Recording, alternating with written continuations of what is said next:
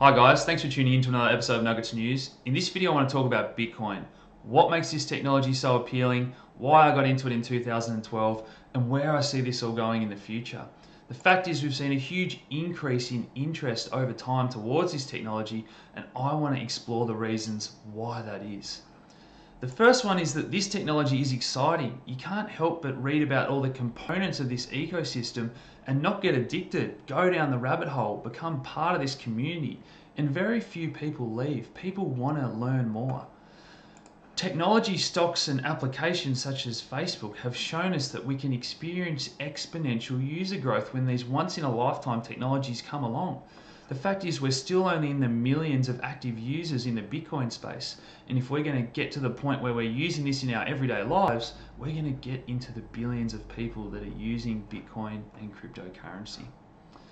People believe in this technology, so when you discover this technology, people believe that they're going to hold this, it's going to act as a store of value, it's going to continue to go up if more people hold it, and that's demonstrated here by the top 100 richest Bitcoin addresses.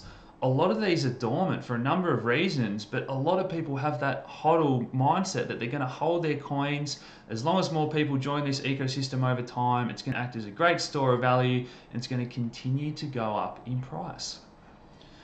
The other part of that argument is that it's quite scarce. We have a limited number of Bitcoins. So we know that only 21 million can ever be produced. Current circulating supply is around 16.7 million, but we don't know what percentage of those are lost. So this is an article here talking about people that may have forgotten their password, lost their hard drive, their computer's been destroyed. A number of people pass away each year. All these things contribute to the number of Bitcoins that aren't available on exchanges to purchase, and that only adds to that scarcity. The basics of supply and demand would say that the likely path for the Bitcoin price is going to continue to be higher as long as more people discover Bitcoin. Now, people want control of their own money. People are sick of having these capital controls and banks and governments telling them what to do. So capital controls in China here, you can't take money out of the country, you've got to report certain withdrawal amounts. Think about Greece ATM limits, Cyprus with bank freezes. This is going to continue to happen worldwide, and I'll talk about why that is as we move forward. But having control of your own money, becoming your own bank, people love that appealing nature as well as the digital nature of this cryptocurrency. The other part here is people are sick of this surveillance state, this totalitarian financial system that we now have. So only a few years ago it was a conspiracy theory that the NSA and governments monitored everything we did.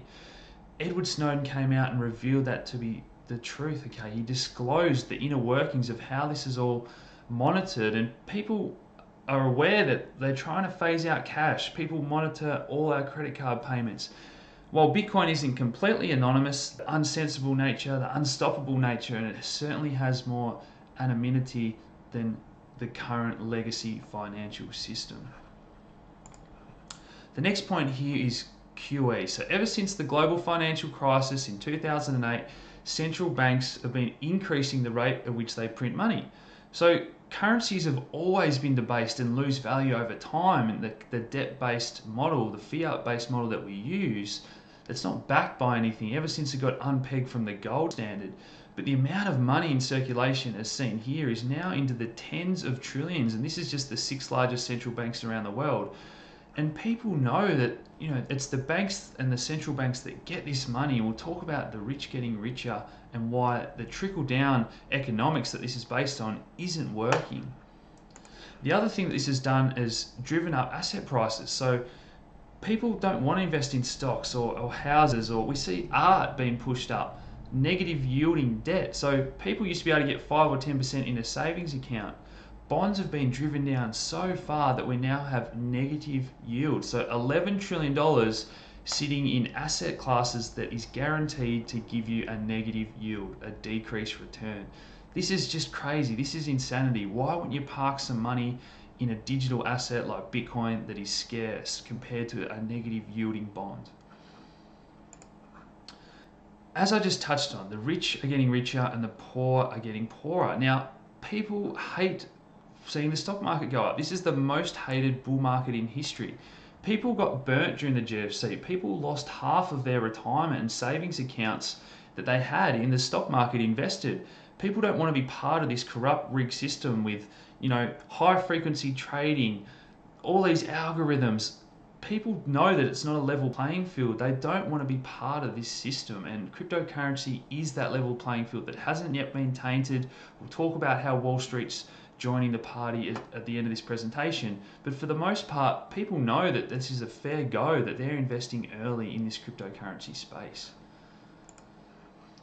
Central bankers and bankers are corrupt, and people know that. People are sick of it. People are sick of hearing stories of corruption, money laundering, fines, and the bankers that do this, the CEOs, they don't get in trouble. They don't go to jail. So this is Lloyd blank fine.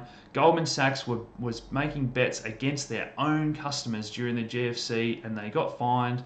It's a drop in the ocean compared to how much money they make from doing these things.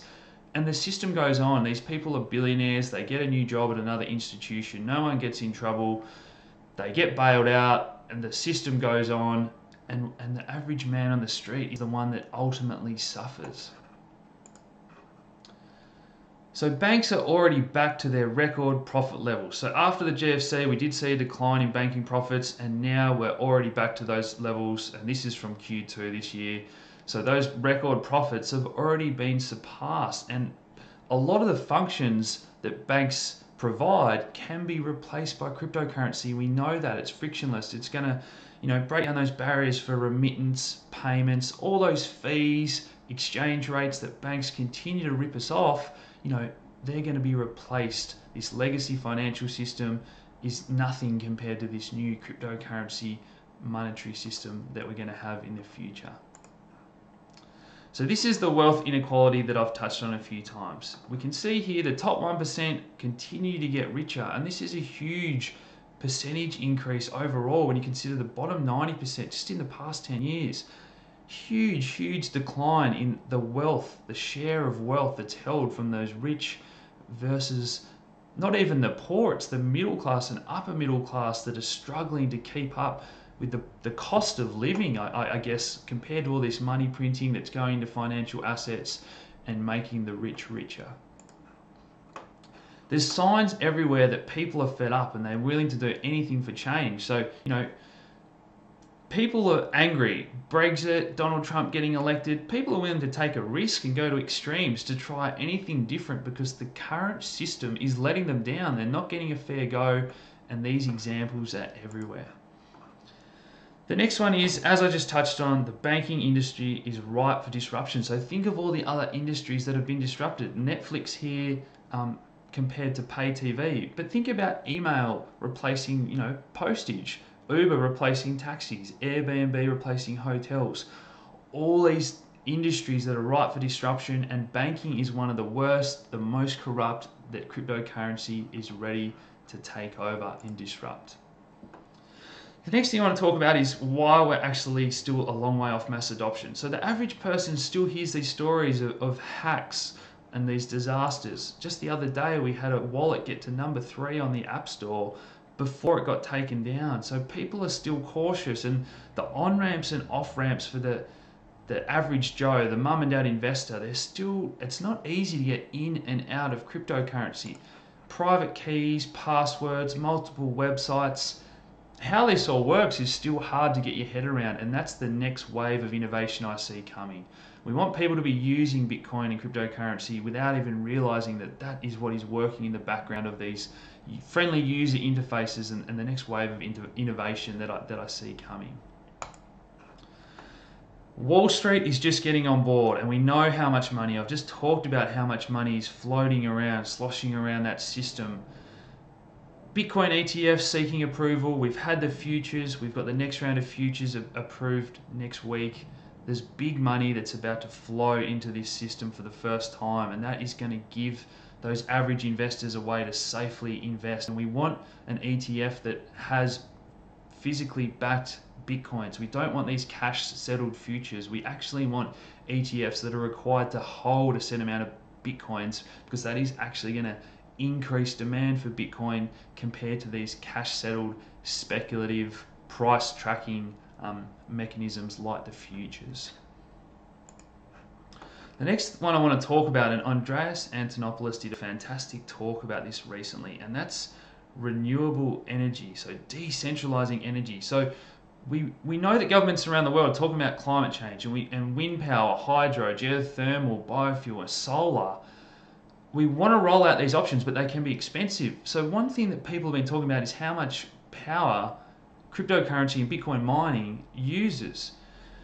But the fact is that we now have a way to fund a lot of that innovation. So you can now set up a wind farm, a solar farm, and you can actually mine cryptocurrency in these developing countries to pay that off, rather than having to wait for settlement to happen, for that ecosystem, that city, those towns to be built, an economy to start functioning, and all those things to pay down the cost.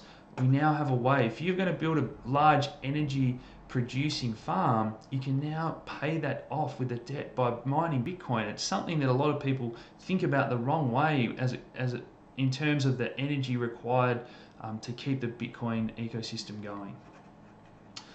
Now, the one that would be remiss not to mention is the price. So we've seen a huge run up in price that obviously gets people's attention. We've got to acknowledge that a lot of what's happening is due to speculators, uneducated investors, FOMO, and maybe we have got a little bit ahead of ourselves. We have run a long way this year. Maybe we do have a pullback, but I'm thinking long term. I still believe that Bitcoin is going to continue to be a lot higher years from now, and that's what is so important for me, that you understand this technology and become part of the ecosystem rather than just a speculator. Because if you love this technology, you believe in it, you're less likely to be worried and be shaken out when we get a decrease in price and get scared. All those things are contributing factors that people don't always think about. The RBA, the Reserve Bank of Australia, is warning about this speculative mania. Again, let's be careful when we're investing, dollar cost averaging, not putting all your life savings into this stuff, guys. We've got to be sensible if you're using Bitcoin as an investment. But if you believe in it long term, just be sensible. Be willing. You've got to acknowledge that this is going to be volatile, but think about the long-term picture where you want this all to go. Finally, I think that anyone that understands the fractional reserve banking system, that fiat-based, debt-based economic monetary system that we currently have, has let a lot of people down. It's not working. This is the US national debt, over 20 trillion. It's a similar story in terms of debt to GDP in countries around the world. We're in a huge debt hole. People know it. People are feeling the pinch. It's harder and harder to make that average living with the costs and everything associated with day-to-day expenses. So I think you'd agree that exponential usage growth has caused some scaling issues. Bitcoin certainly has to figure those out if we're going to continue to grow this ecosystem. That's a challenge that we want to solve. But Bitcoin and the underlying blockchain technology is far better than our current financial system, and ultimately I believe that it will win. If you've enjoyed this video, guys, please hit like, share it around on your favorite pages and groups, subscribe if you haven't already, and as always, thanks for tuning in, guys. Cheers.